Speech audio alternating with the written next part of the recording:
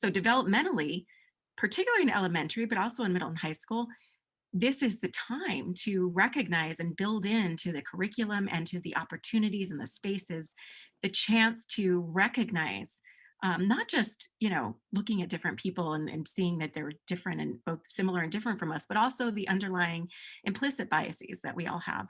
And I think I shared this with Jason, but one of the favorite things I like to do in my multicultural counseling class, because sometimes I do have students that are not so much at the graduate level, but not always on board, particularly in that class in the beginning, is I'll say, how many of us, my first question when I walk up there is, okay, raise your hand if you're racist, right? And raise your hand if you're not. And then I talk about how every single person in that room, no one's raised their hand that they're racist, and they're all telling the truth. But also by the end of this, lecture and discussion, you'll understand that you're telling the truth and you're also lying at the same time. And that's because we have implicit biases, right, about everything: gender, race, right? And so I usually start talking about one that's less threatening: age, right? That they operate these unconscious biases without our permission and without our control.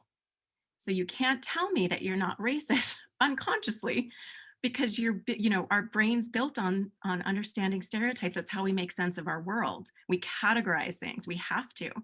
The unfortunate part is that if we're socialized in the United States, even if we're not, but let's say we have been here, we are bombarded with messages in the media that we cannot escape from, that we internalize unconsciously. And then when we have to make a quick decision, right? It's that we revert to that, and we do it, and it happens without our permission.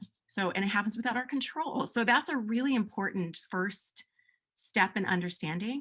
But I think, Carrie, back to your point, is to make it, sorry, that's my dog, is to make it human, so I use examples, right? Like very human examples. Doesn't catch everyone, but I think you have to make that not just intellectually, but emotionally, that understanding of why this is important.